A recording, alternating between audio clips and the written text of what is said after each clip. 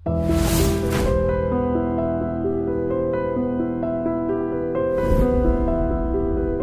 VIP security ఉందనుకోండి, VIP సెక్యూరిటీలో ఎంతమంది trained కనుక్కోండి, ఎన్ఎస్జి ట్రైన్డ్. ఎన్ఎస్జి ట్రైన్ అనేది మనం అదేదో పెద్ద ఇది అనుకోకూడదు, కానీ ఆ ట్రైనింగ్ చేస్తే కొన్ని యాటిట్యూడ్స్ మారుతాయి మనిషికి. అది చేయరు, అది మన వాళ్ళు. మన గ్రౌండ్స్ చేస్తారు, గ్రౌండ్ సిస్టమ్ వేరు, గ్రౌండ్స్ ఆపరేషన్స్ వేరు. ఎన్ఎస్జి ఇది ఎక్స్క్లూజివ్లీ విఐపి సెక్యూరిటీ ఉంటుంది, అది సీరియస్ తీసుకోవాలి. అట్లా మనకి ట్రైనింగ్ అనేది మోస్ట్ ఇంపార్టెంట్. అట్లా ఇండో టిబెటన్ బార్డర్ పోలీస్ పంపించాను నన్ను మార్షల్ ఆర్ట్స్కి. 6 months మార్షల్ ఆర్ట్స్ మంచుకొండలో చేశాను. పర్ డే 8 hours సింపుల్గా ఫిజికల్ ఎక్సర్సైజ్ అంతే, 8 hours అంతే, నో కన్సన్ట్రేషన్స్, నో ఇది. అట్లా అటువంటి ట్రైనింగ్లు చేసినప్పుడు మనకి కాన్ఫిడెన్స్ లెవెల్ పెరుగుతాయి, మీకు భయం అనేది ఆడొస్తుంది. మరి 2 నెలలు లోపల ఉన్న తర్వాత ఎందుకు మనం బయటకు వచ్చారు? 2 నెలల తర్వాత మూమెంట్స్ లేవు. ఇన్ఫర్మేషన్ ఎస్ఐబి, మన ఎస్ఐబి అంటే అప్పుడు ఎస్ఐబి అని లేదు, అప్పుడు ఇంటెలిజెన్స్, స్పెషల్ ఇంటెలిజెన్స్ అని ఉండేది, ఎస్ఐటి అది ఉండేది సంథింగ్.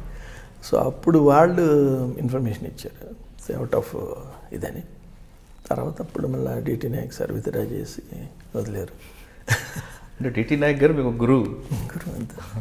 సరే గురువు అసలు యాక్చువల్గా ఎంత వాల్యూ ఇస్తాడంటే అంత ఇస్తారు.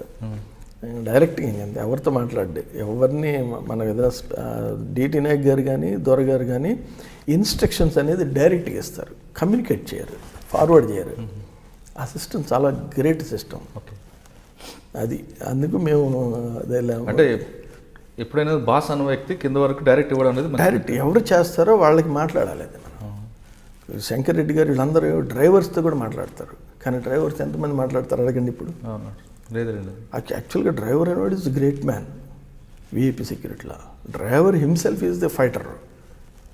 వాడే వెపన్ ఏంటంటే కారు, వెహికల్ వెపన్ వాడిది. ఏ విధంగా గుద్దాలి, ఏ విధంగా బ్రేక్ వేయాలి, సిస్టాలన్నీ ఎన్ఎస్జీలు నేర్పిస్తారు. అది ఎన్ఎస్జీ పోతే తెలుస్తుంది, బట్ వీళ్ళకి తెలియదు కదా ఇప్పుడు. అది అంటే ఆ డ్రైవర్ శిక్షణ ఎలా ఉంటుంది? డ్రైవర్ సిస్టమ్ ఏం లేదు, వాడి వెపన్ అనేది వెహికలే.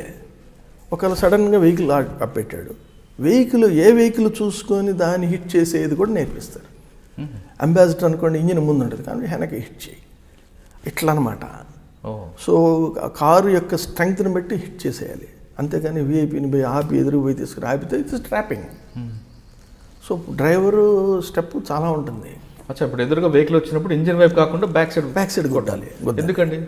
అది గుద్దితే ఈజీగా వెళ్ళిపోవచ్చు మనం. ఇంజిన్ అయితే వెయిట్, ఇంజిన్ గుద్దామనుకోండి మన బండి కూడా దుగ్గు అయిపోద్ది.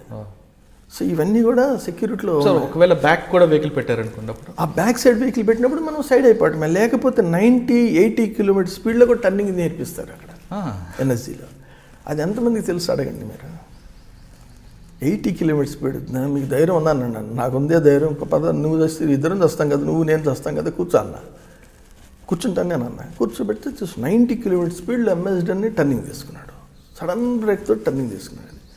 అది ఎవరు మనం అంటే తెలిసి తీసుకోవడం అనేది, తెలియక యాక్సిడెంట్లు తీసుకునేది వేరు, బట్ తెలిసి 2-3 సార్లు ఆ ట్రైల్ వేస్తే నాకు ఆశ్చర్యం వేసింది.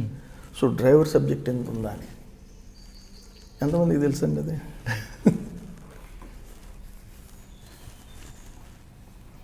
చాలా అందులో కూడా చాలా చాలా ఉంటుంది. అంటే అదొక్కటే కాకుండా ఇంకే 2-3 పాయింట్లు చెప్పండి. పాయింట్లు అంటే డ్రైవర్ ఏం చేస్తాడంటే మనకి సిచ్యువేషన్ బట్టి రియాక్ట్ అవుతుంటాడు. వాడు ఎవడు మాట ఎండిక వినకూడదు. ఈపీ సెక్యూరిటీలో ఉన్నవాడు డ్రైవరు వినకూడదు.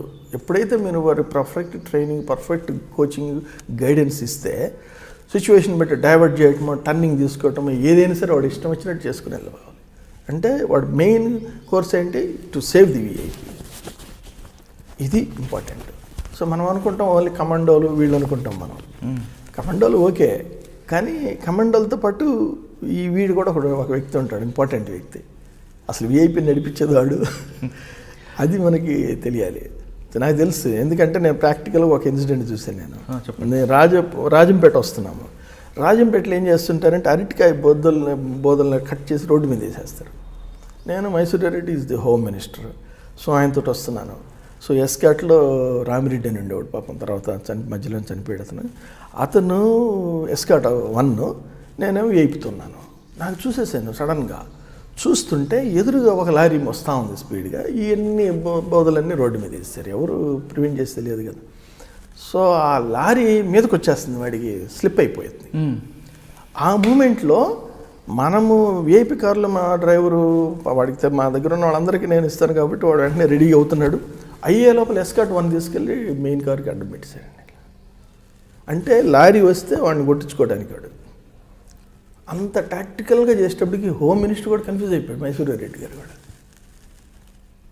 అట్లా వాళ్ళకి ఎప్పుడైతే మనం ట్రైనింగ్ వాళ్ళకి ఇంపార్టెన్స్ ఇస్తామో ఆటోమేటిక్గా చేసేస్తారు. సో గ్రేట్ కదా అది. ఆ స్టెప్ ఎట్లాంటిది చూడండి.